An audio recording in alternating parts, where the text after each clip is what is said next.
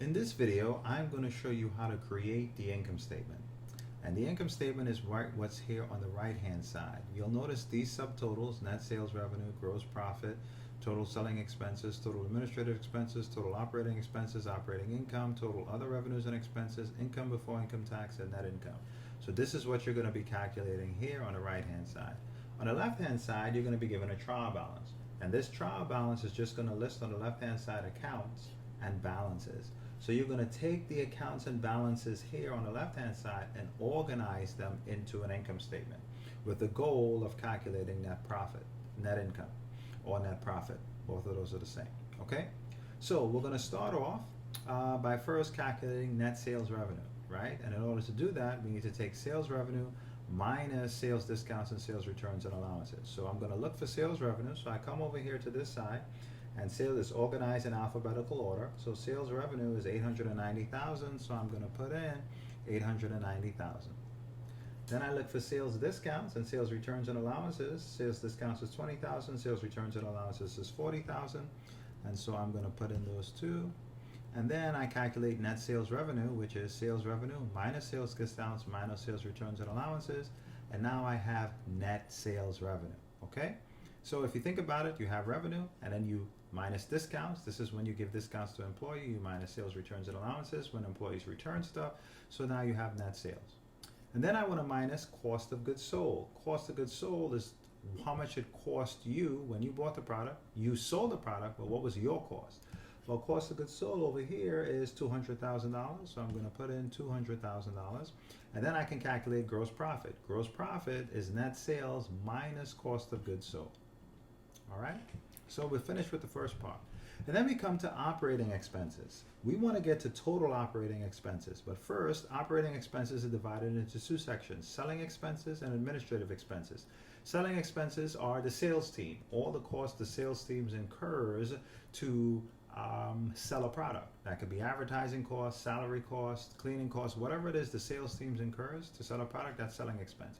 Administrative expenses is everything else. You know, the accountant salaries, the cleaning staff for non-selling items, the attorneys, all those things that are necessary for a business. That's administrative expenses.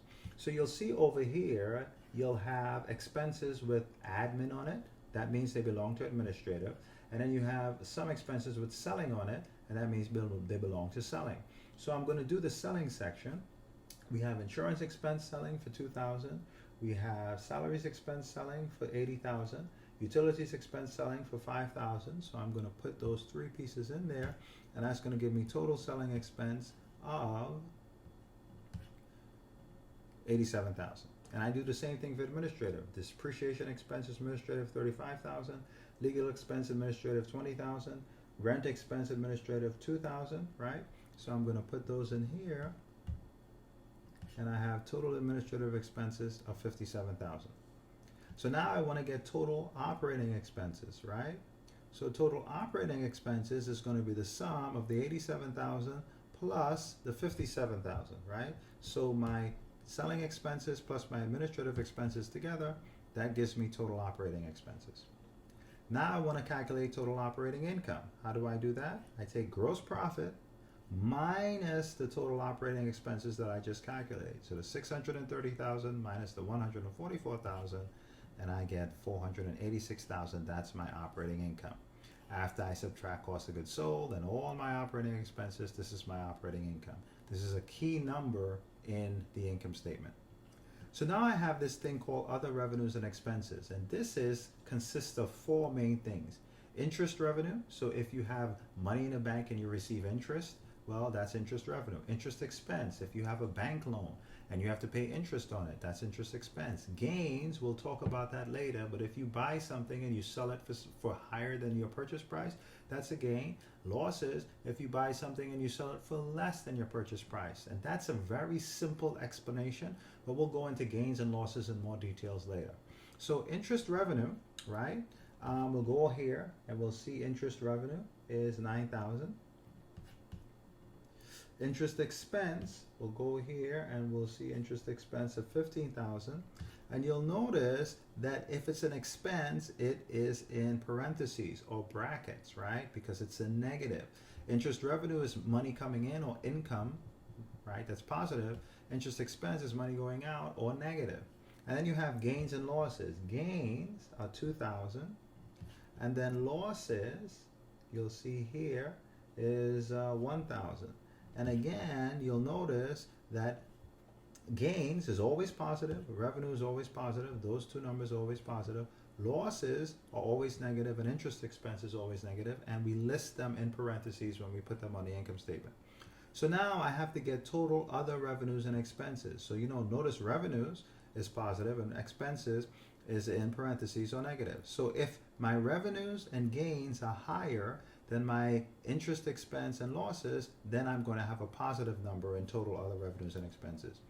If my expense and losses are higher than my revenues and gains, then I will have a positive number here in total other revenues and expenses. So keep in mind, this total other revenues and expenses could be positive or negative depending on the calculations here.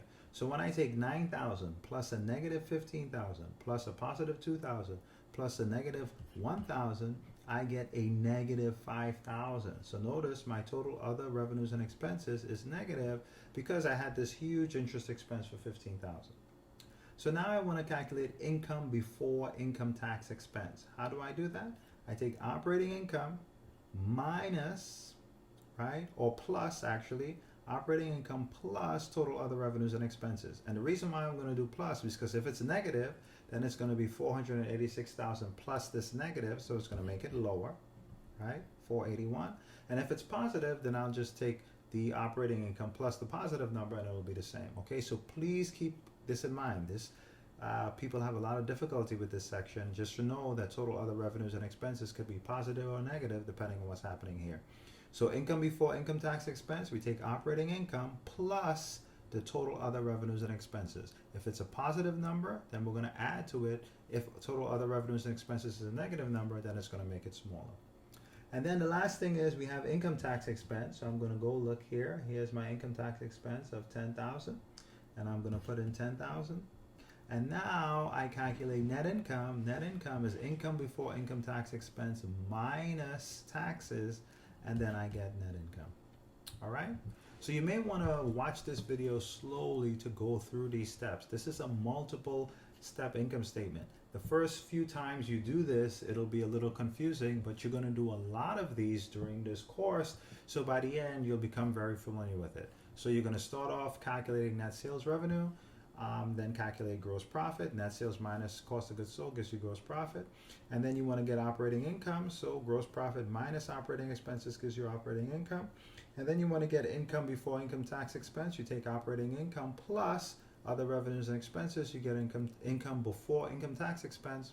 And then you take that number minus income tax expense, and then you get net income.